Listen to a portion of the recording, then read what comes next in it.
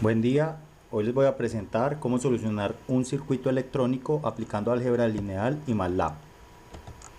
A continuación es el circuito que vamos a solucionar, vamos a encontrar las corrientes que circulan a través de él. Lo primero que vamos a hacer es definir el sentido de la corriente, que en nuestro caso va a ser sentido horario como se muestra en la figura, y además vamos a definir la polaridad en cada uno de los elementos. Como podemos ver, tenemos las corrientes I1, I2 e I3.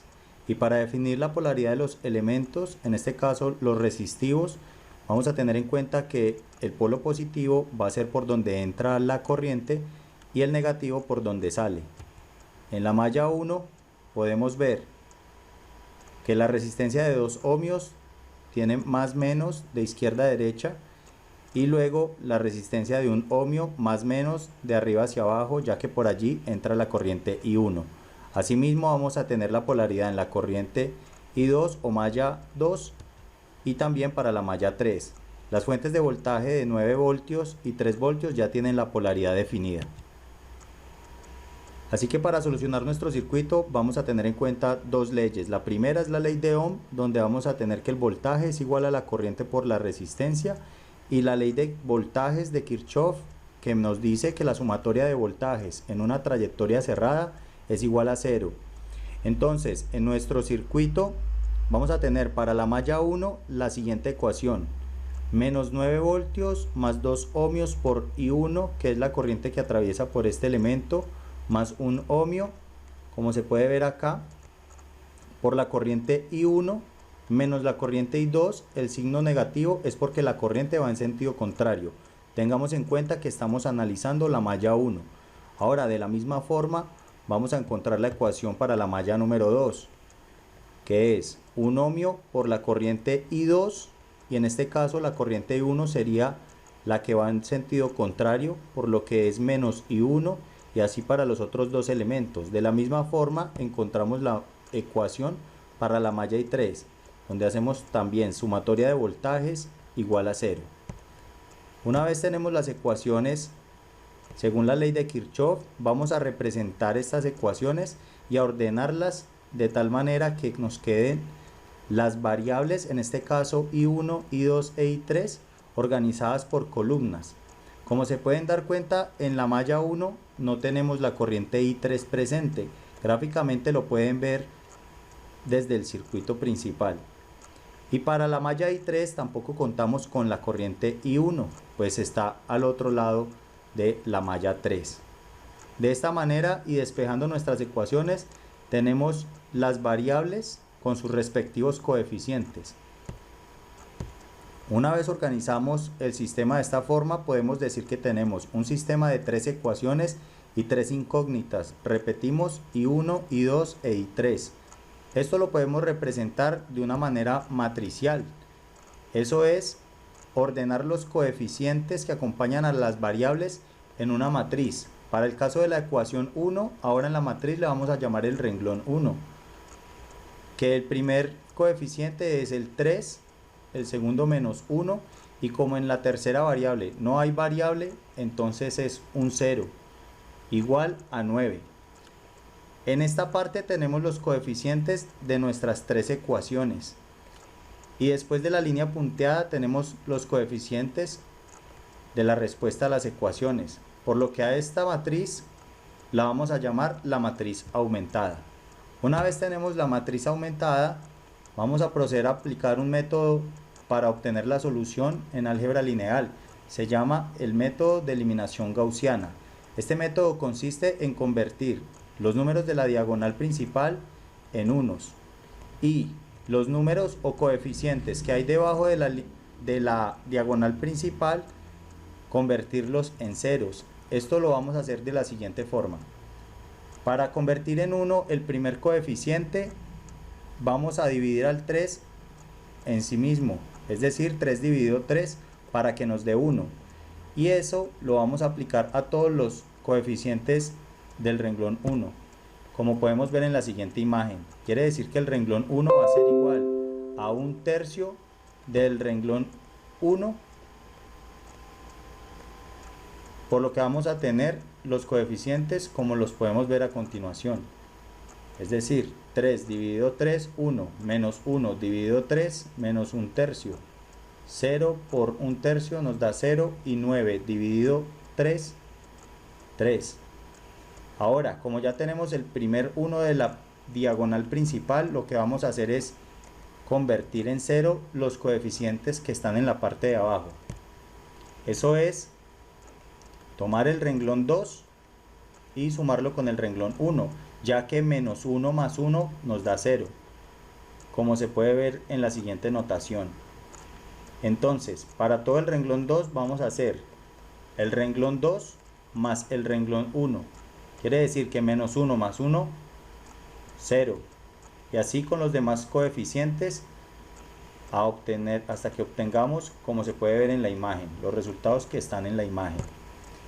Luego vamos a convertir el siguiente término de la diagonal en 1. Como teníamos 11/3, lo que vamos es a multiplicarlo o a encontrar un número que el multiplicado nos dé 1, es decir, 3/11, por lo que tenemos acá que el renglón 2 es igual a 3/11 por cada uno de los elementos del renglón 2. Al multiplicarle esta constante a cada uno de los términos de la fila, tenemos el siguiente resultado. Lo que sigue es convertir el coeficiente debajo del 1 en 0, en este caso menos 1, y aplicando el mismo paso anterior, el mismo paso que aplicamos en la matriz anterior, vamos a hacer menos 1 más 1, 0, para eliminar este término. Quiere decir que va a ser el renglón 3 más el renglón 2, como podemos ver en la imagen. Al hacer la suma del renglón 3 con el renglón 2 tenemos este resultado. Finalmente vamos a convertir el último número de nuestra diagonal en 1. Quiere decir que le vamos a multiplicar 11/30 para que se cancelen y nos dé 1. Por lo que tenemos que el renglón 3 va a ser igual a 11/30 por renglón 3. De esa manera obtenemos una matriz con una diagonal principal en unos y con los coeficientes de la parte inferior en 0. A esto le llamamos el método de reducción o eliminación gaussiana. Una vez tenemos nuestra matriz de esta forma, vamos a encontrar las ecuaciones que representa la matriz. Es decir, vamos a comenzar de abajo hacia arriba, ya que I3 o la columna 3 representa la variable 3. En el caso de nuestro análisis, I3 es igual a menos 12/15, como podemos ver en la siguiente ecuación. Si hacemos sustitución hacia atrás en las otras ecuaciones, podemos ir encontrando los valores de las variables que nos faltan. Entonces, para el caso de I2, reemplazamos I3 porque ya lo tenemos encontrado. Despejamos, encontramos el valor de I2 y luego lo reemplazamos en la ecuación del renglón 1. Esto vendría a quedar de la siguiente forma. I3 es igual a menos 0.8 amperios.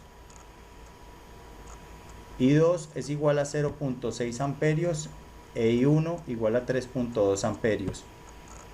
Finalmente, nuestra ecuación o nuestro sistema, nuestro circuito electrónico, tiene resueltas las incógnitas I1, I2 e I3. De esta manera queda solucionado el circuito aplicando el método de eliminación gaussiana para solucionar sistemas de 3 ecuaciones por 3 incógnitas. Cabe resaltar que si tenemos los valores de las corrientes y los valores de las resistencias, aplicando la ley de Ohm podemos encontrar los voltajes y en consecuencia podríamos hallar las potencias haciendo voltaje por corriente en cada uno de los elementos, y así podríamos saber la potencia que disipa cada uno de ellos. Por otro lado, les voy a presentar cómo encontrar la solución del mismo circuito, pero en este caso aplicando MATLAB y otra estrategia o método para resolver matrices. En este caso es eliminación Gauss-Jordan, donde de manera similar vamos a encontrar una diagonal de unos y en esta ocasión va a tener los coeficientes de la parte inferior y superior en ceros. Esto es aplicando un comando en MATLAB, primero para ingresar la matriz y segundo para solucionarla. Como se puede ver en la imagen, he llamado con una variable a la matriz y cada uno de los renglones o cada uno de los coeficientes de la matriz los he colocado separados por comas. Para separar los coeficientes del mismo renglón utilizo comas y cuando voy a pasar al siguiente renglón voy a utilizar punto y coma, como es el caso de -1, 4, -1 y 0. Cuando se acaba acá, es decir, después del 0, coloco punto y coma e ingreso el siguiente renglón de coeficientes. Cierro con corchete y puedo ver la misma matriz, pero en este caso en MATLAB.